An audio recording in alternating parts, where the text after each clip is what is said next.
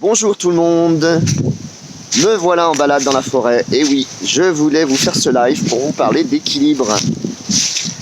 D'équilibre pourquoi?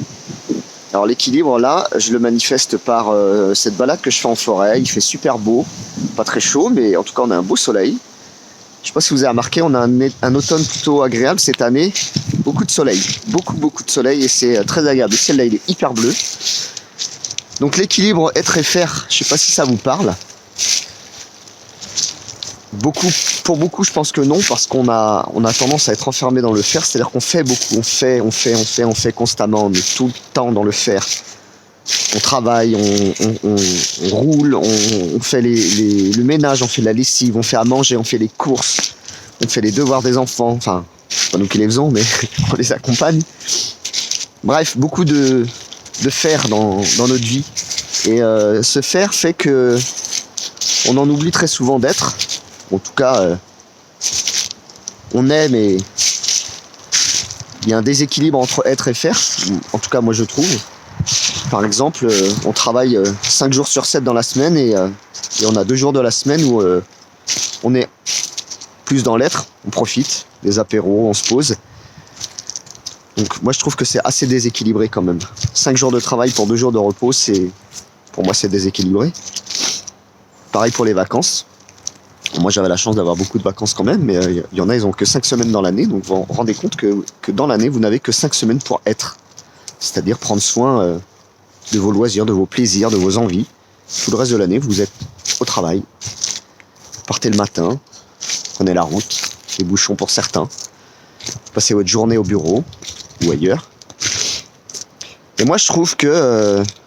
par exemple, aujourd'hui, voilà, j'ai consacré quelques heures au faire, c'est-à-dire que j'ai travaillé quelques heures à l'élaboration de mon entreprise.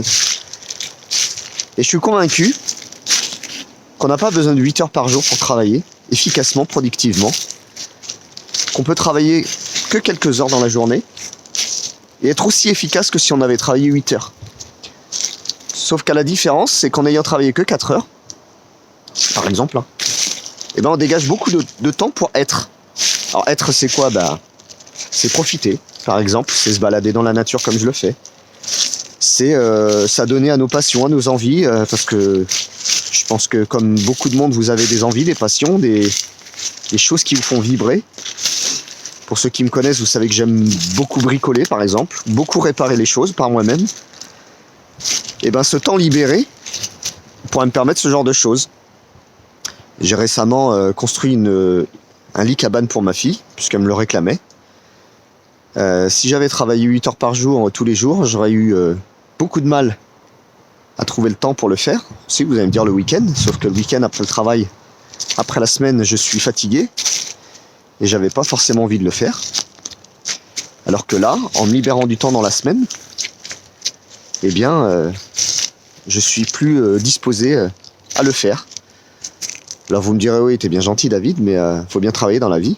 Oui, j'ai pas dit le contraire, il faut travailler. Et encore, le il faut me dérange un peu. C'est plutôt... je vais résumer à 2 équations. Aujourd'hui, dans la société, comme je disais au début, on est beaucoup dans le faire. C'est-à-dire qu'on nourrit notre être par le faire. C'est-à-dire qu'on travaille pour gagner de l'argent et avec cet argent, on vient se payer ses loisirs. Alors, le risque de ça, c'est de faire d'abord pour être après, c'est qu'on s'essouffle à trop faire et à s'oublier. Parce qu'on fait, et au moment où on doit être, eh ben, finalement on n'arrive pas à être parce qu'on est fatigué. Alors moi ce que je préfère, c'est d'abord être pleinement qui on est, aligné avec ce dont on a besoin, nos valeurs, etc. pour faire.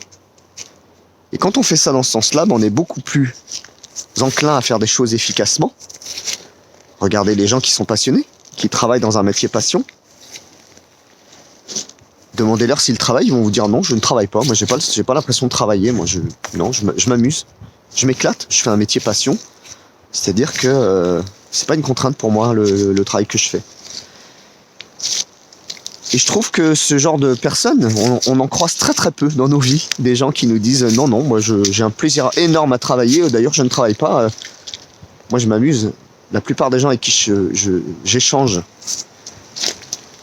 et d'ailleurs il suffit de regarder leur expression, hein. leurs attitudes. On voit bien qu'ils sont fatigués, démoralisés, parce qu'ils ne sont pas épanouis dans leur travail. Donc je voulais vous parler de cet équilibre être et faire, parce qu'il est important pour moi. C'est quelque chose que j'ai découvert avec le coaching, le développement personnel ces derniers temps. Et ça a été assez révélateur pour moi. Donc je vous invite à méditer là-dessus, à bien y réfléchir. Est-ce que aujourd'hui vous avez un équilibre être et faire qui est bon ou pas?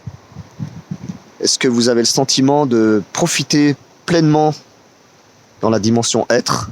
Est-ce que vous prenez le temps suffisamment? Et comment vous vous sentez dans le faire? Est-ce que c'est fait de façon forcée? Est-ce que vous prenez du plaisir ou pas? Voilà, sur ces quelques mots, je vous laisse. Je vous souhaite une belle soirée, très ensoleillée. Moi, je vais continuer ma balade en forêt. Je vous embrasse et je vous dis à bientôt.